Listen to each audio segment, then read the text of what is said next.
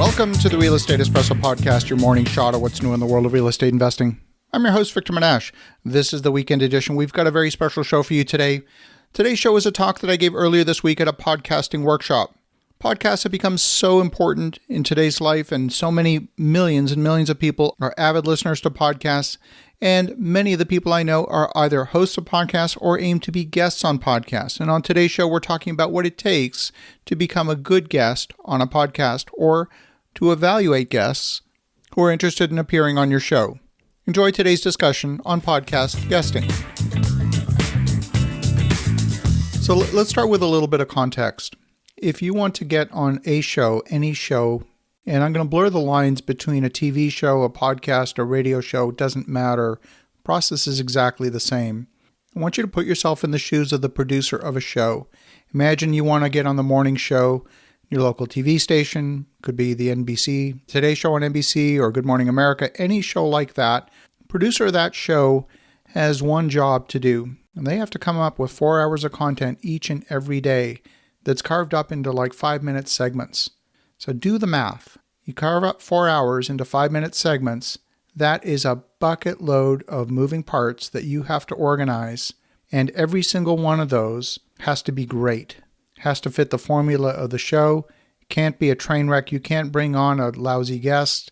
It takes away from the brand of the show. So that person's job is to produce 4 hours of content. They get inundated with requests to be on their show by the thousands. So they have to filter, and they just don't have the time to do a deep filtering. They have to make fast decisions. If you were to visit one of their offices, you would see an office probably with no windows in the middle of an office building, piled high, corners of every room piled high with books that they've received from authors saying, I'd be a great guest on your show. You'll see things with fancy packaging and red ribbons, anything to try and stand out. They're literally piled high with requests that are kind of all the same. If you're a podcast host, you're getting requests from booking agents, multiple guests a day, multiple requests a day. I'm a host. I produce a daily show 7 days a week. It's a little bit of a different game when you're producing a show on that frequency. It's a little bit of a hamster wheel. So we're always looking for great guests. But here too, a lot of these booking agents don't know anything about the show. So if I'm going to select one of the guests that they have suggested, they have to make it easy for me. Just like I would have to make it easy for the producer of Good Morning America or any TV show. You've got to make it easy. The first thing that you need to do is first question you need to answer is this person going to be a good guest? That's really all they care about. If you're the guest, it's never about you. It's always about making a better show. You're there for the show. It would be unthinkable to go on any of these morning shows, could be the morning news, and pitch your stuff. It's kind of ridiculous to suggest it. You're there as the expert in that one domain that you're an expert to give the news show a better show. And it doesn't matter whether we're talking about a news show or a podcast. It doesn't matter. It's all kind of the same. You're there to serve the show. So if you're to pitch yourself to that show producer or the show host, the first thing you need to do is you need to demonstrate that you know something about the show, what the show is all about. When a podcast booking agent pitches a guest to me, the first question I ask is, have you listened to the show? Well, if they haven't even listened to the show, how can they know that the guest is going to be a good fit? Sometimes I'll get a guest request that says, well, you've got real estate in the name, so here we go. This guy is all about teaching real estate agents how to get a better book of business. Well, I'm sorry, we're not about real estate agents. I'm not a real estate agent. I'm a real estate developer. That's very different. Our listeners are advanced real estate investors. Many of them own thousands of units of apartments. Many of them are commercial lenders, investment bankers, commercial mortgage brokers. It's a different listening audience. It's not the rookie audience. So demonstrate some understanding of what you know the show is about. Don't just give them something generic. Show that you know what the show is about and how you're going to use whatever the time is. Could be a 5-minute segment, could be a 45-minute segment.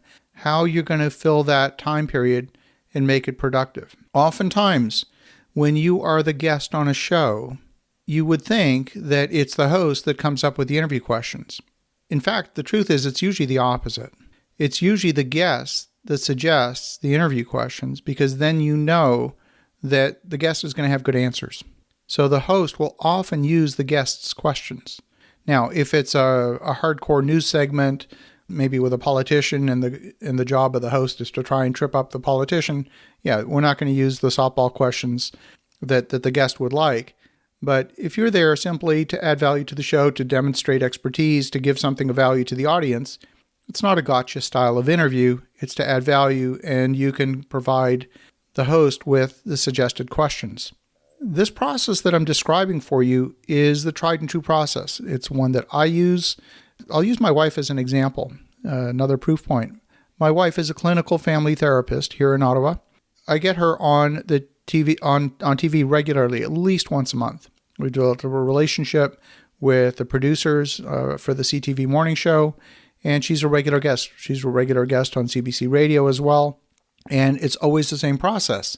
We know what the format of the show is. We will often call the producer or email the producer and suggest 4 or 5 segments that they could do over the next several months.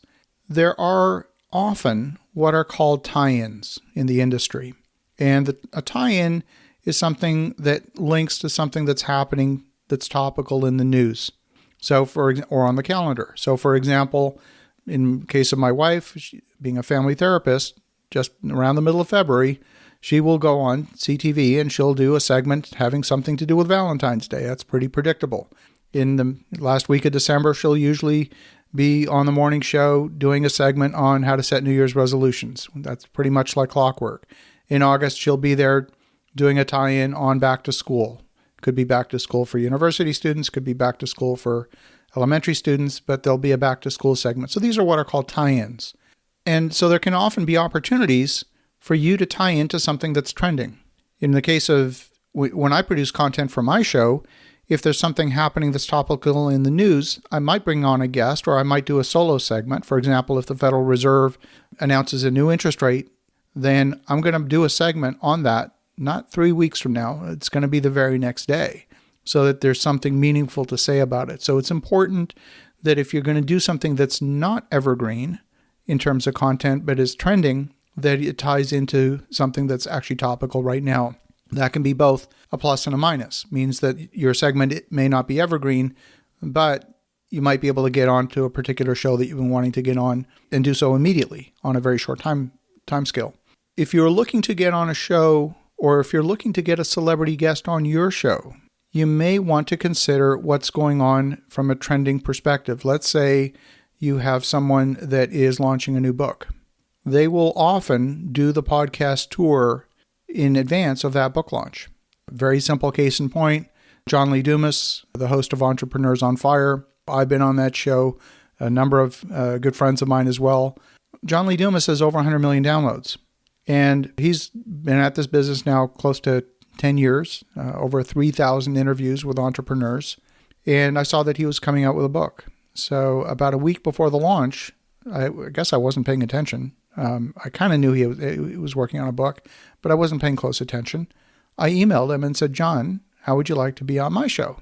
And he responded back the next day. And by Wednesday, we had recorded a show.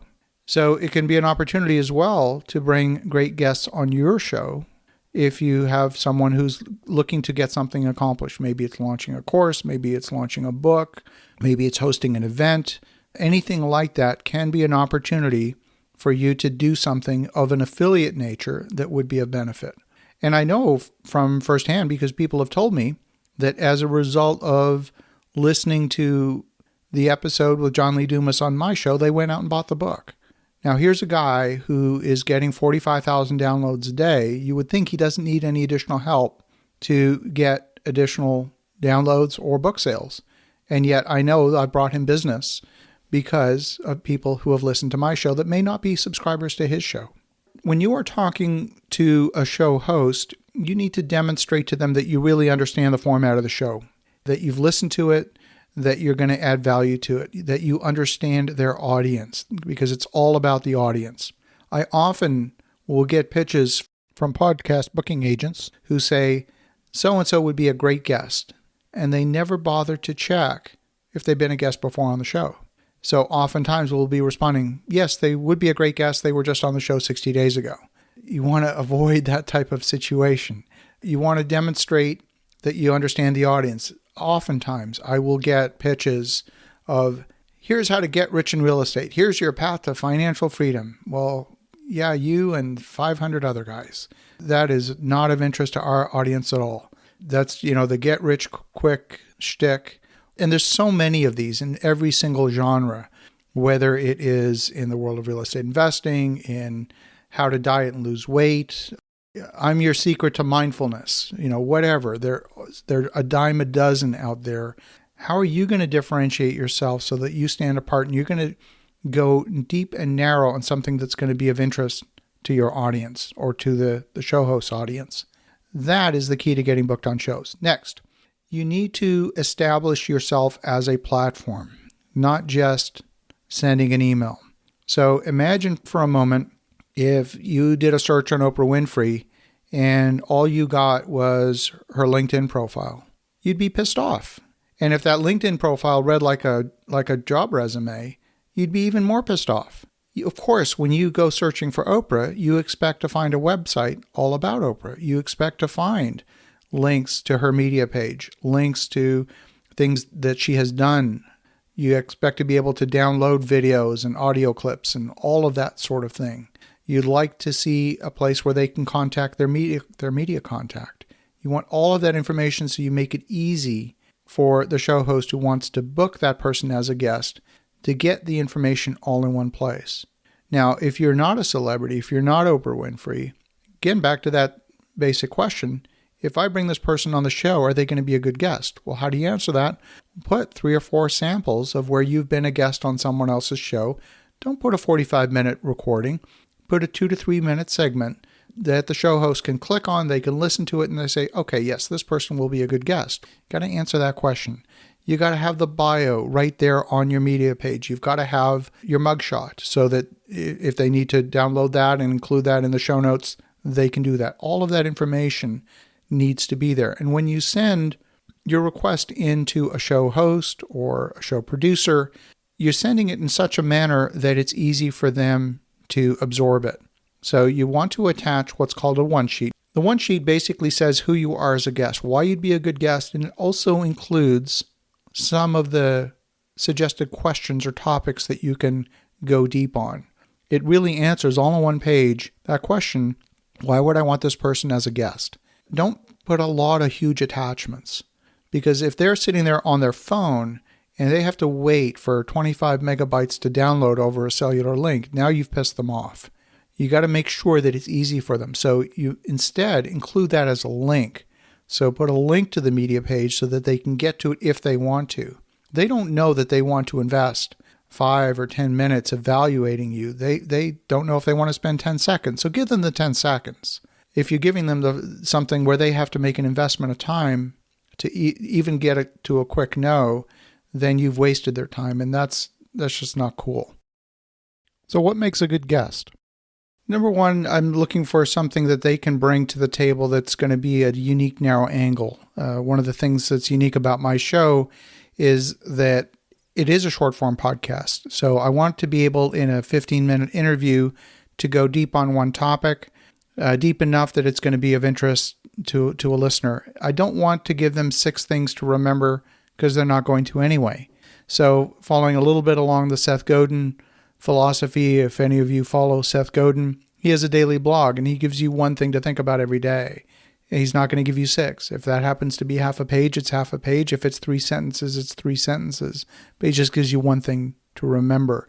So that's an important piece. So oftentimes I'll get a pitch from a guest that says, I can talk about this and I can talk about that. So for example, I did a segment, it was a great show with a guy out of the States who focused on simply buying farmland at tax sale. That's all he does. Just farmland, tax sale. Not in the urban areas, only rural. And that was a great show. He went narrow and deep on that one topic. I've had another person that all they did was a guy out of Austin, Texas that does something called a Delaware Statutory Trust. Very narrow and deep, but is something that's very effective for solving a particular tax problem. So, and these, again, this is not for rookie investors. This is for folks that are more advanced, folks that are looking to do things that are more significant. I did a show entirely on riparian rights. What are riparian rights? This is who owns the water on your property. Is it surface water? Is it underground water? Who owns the water? And how do you know? So you want to go deep often on a single topic. And that's the key. So people get something new, something different, something fresh that was outside of what they would have naturally known. They come away feeling richer for the experience.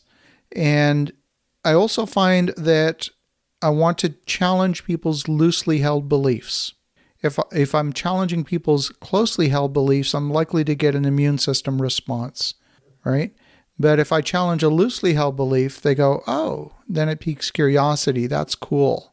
And so that creates more engagement. Educate people. People don't want to be sold. They want to be educated. And you can do that by demonstrating that you're the expert on how to engage people. And then you'll be a magnet. People will be drawn to you because they say, I hadn't thought of that before, but I heard this lady, Stephanie, and she seemed to know all about how to buy a property that had an income stream associated with it. Maybe we can afford a house where before we thought we couldn't. Those are hooks.